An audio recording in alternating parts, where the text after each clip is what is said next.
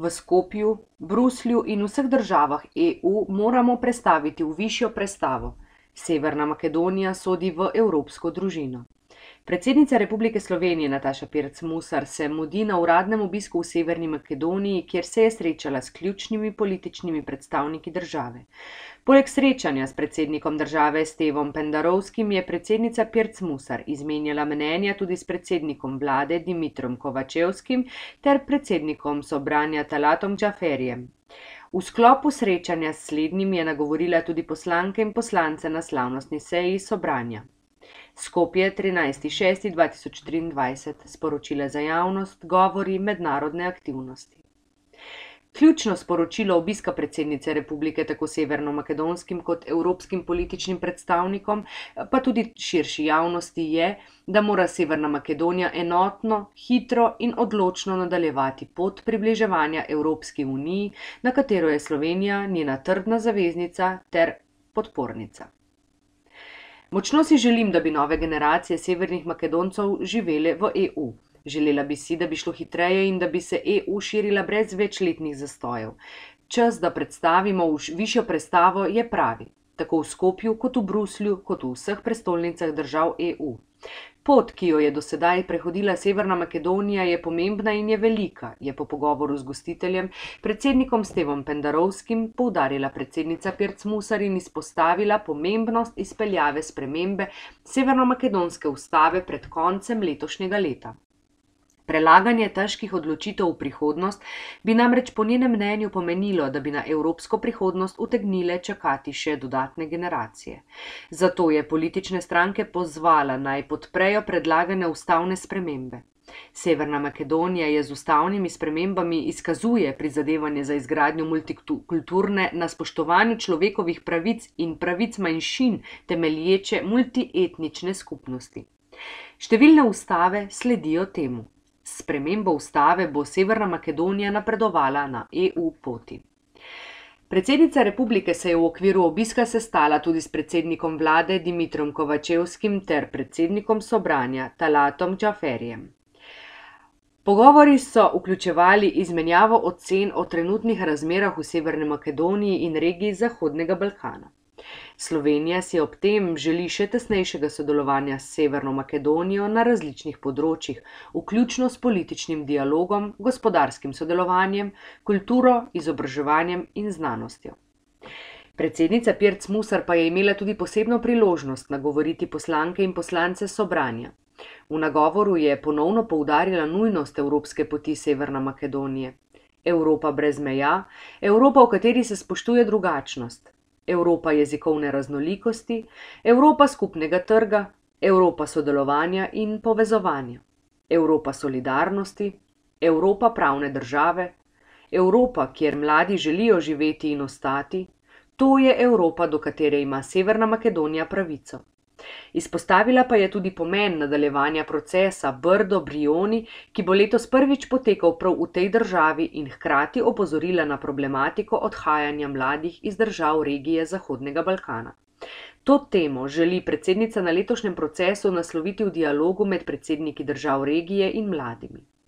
V nadaljevanju uradnega obiska bo potekalo še srečanje s predstavniki slovenske diaspore v Severni Makedoniji, jutri pa še srečanje s predstavniki slovensko-makedonske poslovne skupnosti. V letu 2022 se je gospodarska menjava med državama povečala za 14%.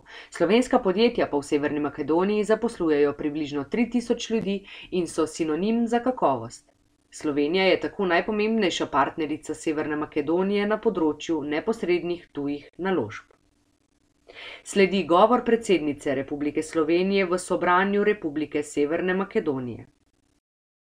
Govor predsednice Republike Slovenije Nataše Pirc Musar v Sobranju Republike Severne Makedonije. Skopje, 13. junij 2023. Velja govorjena beseda. Dragi predsednik Stevo Pendarovski, dragi predsednik Sobranja Talat Džaferi, spoštovane poslanke in poslanci, gospe in gospodje, kot nova predsednica Republike Slovenije sem prvi dan novega leta v prvem tednu mojega mandata imela čast sodelovati na izjemnem, simbolnem in pomembnem dogodku. skupaj s predsednico Evropske komisije, gospo Ursulo von der Leyen, in predsednikom vlade Republike Hrvaške, gospodom Andrejem Plenkovićem, smo dvignili zapornice na mejnem prehodu med Slovenijo in Hrvaško na Obrežju oziroma Bregani. To je bil pomemben dogodek za nas, ki smo že živeli v času, ko v naši regiji ni bilo meja. Pomemben pa je tudi za današnje generacije, ki lahko začutijo, kako je, če se ne skrivamo za pregradami in zaprtimi mostovi. Evropa brez meja, Evropa, v kateri se spoštuje drugačnost, Evropa jezikovne raznolikosti, Evropa skupnega trga, Evropa sodelovanja in povezovanja, Evropa solidarnosti, Evropa pravne države, Evropa, kjer mladi želijo živeti in ostati. To je Evropa, do katere ima Severna Makedonija pravico. Spomnili se boste tudi, da je točno pred 20 leti drugi predsednik Slovenije, dr. Janez Drnovšek, prav tako najprej obiskal Skopje. Takrat je tedanjemu makedonskemu predsedniku Borisu Trajkovskemu dejal: "Računate lahko na Slovenijo, na našo pomoč in podporo, da nekoč postanete del Evropske unije. Verjamem v evropsko prihodnost Makedonije." Njegova sporočila že 20 let ponavljajo vsi slovenski politiki za njim. Sporočila so namreč edino prava. Severna Makedonija je država, katere gospodarstvo je močno prepleteno z evropskimi državami. Je država, kjer mladi sodelujejo v programih, ki spodbujajo izmenjavo s sovrstniki iz drugih držav. Je država, ki pomembno prispeva k zagotavljanju stabilnosti v regiji. Je država, ki je sposobna poprijeti za delo takrat, ko je najbolj potrebno. Severna Makedonija je članica NATO, je odgovorna zaveznica in somišljenica pri številnih izzivih prihodnosti, tako globalnih kot evropskih. Zato naj se že na tem mestu zahvalim predsedniku Stevu Pendarovskemu, ker je ponudil gostoljubje novemu srečanju Brdo-Briuni, za katerega si prizadevamo, da ga ohranimo in morda celo okrepimo. Veselim se srečanja vrha Brdo-Briuni v Severni Makedoniji, ki ga vidim tudi kot vrh sprememb. Sogovornikom sem namreč že najavila možnost, da se na vrhu Brdo-Briuni morda bolj kot do sedaj posvečamo temam, ki so nam skupne. Podnebnim spremembam recimo. Praktično vse države v regiji tako ali drugače čutijo posledice, na katere smo v resnici na ljubo slabo pripravljeni, saj jim ni dovolj, da se samo posamezne države pripravljajo na nov način življenja. Spremembe so potrebne na celotnem planetu. Skupno poročilo voditeljev regije bi pokazalo, da je treba biti odločen, da je treba ukrepati s še bolj konkretnimi akcijami in projekti. Ko gre za podnebne spremembe, ni politike, gre za preživetje. Drugo, morda v tem trenutku še bolj aktualno področje pa so mladi. Številke in zgodbe mladih, ki odhajajo iz regije, so vam znane. Še zdaleč ni zanemarljiv niti finančni učinek emigracij mladih. Po nekaterih podatkih države iz regije zaradi odhajanja mladih namreč letno izgubijo med 840 milijonov in do 2,5 milijarde evrov. To so resne številke. Na odhajanje mladih pa ne smemo gledati le preko finančnih učinkov, temveč širše. Zato se je o tem treba resno pogovarjati. Ob teh skupnih izzivih ne smemo pozabiti na vprašanja, o katerih se morda v tem trenutku strinjamo, da se ne strinjamo, a o njih se moramo pogovarjati. V Sloveniji visoko cenimo prizadevanja vlade in prebivalcev Severne Makedonije za izgradnjo moderne, multikulturne in multietnične skupnosti, temelječe na spoštovanju človekovih pravic. V regiji, ki je še vedno zaznamovana s težnjami po ločevanju namesto združevanju, je to še kako pomembno. Gospe in gospodje, Janez Drnovšek je kot premier vodil pogajanja za vstop v Evropsko unijo. Slovenska politika, stranke koalicije in tudi opozicije so se takrat zavedali, da je na poti včasih potrebno sprejeti tudi težke odločitve in sistem prilagajati evropskim standardom. Ne zato, ker je Evropa od nas to zahtevala, pač pa, ker je bilo to koristno za Slovenijo. Po vstopu v Evropsko unijo je Slovenija začela bliskovito zmanjševati zaostanek za najbolj razvitimi. Od leta 1991 do leta 2021 se je realni BDP v Sloveniji povečal za 91%. Pri tem se nismo ustrašili negotovosti. Pomembnejša je bila samozavest in vera v vizijo. Gledali smo na to, kaj je dolgoročno pomembno za Slovenijo. Tako je bilo tudi s spremembo ustave. Kot veste, smo s spremembo 68. člena ustave omogočili lastništvo nepremičnin tudi tujcem. V času spreminjanja ustave je bilo slišati bojazni, da bodo tujci pokupili našo zemljo. Pa je niso. Ko je nekaj tvojega, del tvoje identitete, to neguješ, ker je del tebe. Evropska unija je velika ideja in velik projekt, ki je velik prav zato, ker spoštuje raznolikost. Spoštuje raznolikost jezikov in identitet in na tem gradi. V času našega referenduma za vstop v Evropsko unijo je bilo slišati, da se bo slovenski jezik, ki ga govori le 0,5% prebivalstva Evropske unije, izgubil v nekakšno kakofonijo drugih jezikov. Pa se ni. Slovenščina je danes uradni jezik Evropske unije. Slovenska identiteta je del evropske identitete, kot je vaša identiteta del evropske identitete. Vsa srečanja v Bruslju se tolmačijo tudi v slovenski jezik. Naši člani in članice Evropskega parlamenta lahko kadarkoli hočejo svoje kolegice in kolege nagovorijo v slovenskem jeziku. Enako bodo počele evropske parlamentarke in parlamentarci iz Severne Makedonije in seveda predstavnice in predstavniki vlade. Kot nekomu, ki je velik del svoje kariere posvetil tudi evropskim pravnim vprašanjem, mi lahko verjamete, da vem, da je pot v Evropsko unijo dolga in polna izzivov. Kot veste, sem tudi sama kot informacijska pooblaščenka pomagala pri vzpostavljanju makedonskega sistema za zaščito osebnih podatkov na podlagi evropskih standardov. Vem, koliko truda in volje je potrebno za spremembe. Severna Makedonija se zelo trudi v tej smeri in rezultati tega truda so vidni. Vzpostavili ste politični sistem, ki temelji na vladavini prava, omogoča živahno demokratično razpravo in razvoj civilne družbe. Sklenitev prespanskega sporazuma ni bila lahka naloga. Je pa izjemno pomemben pokazatelj evropskih razsežnosti. Je dokaz, kako dve sosednji državi in njuni državniki razumejo širšo sliko integracijskega procesa. Naj bom pri tem jasna. Zame govoriti o enotni Evropi ni floskula, je vizija.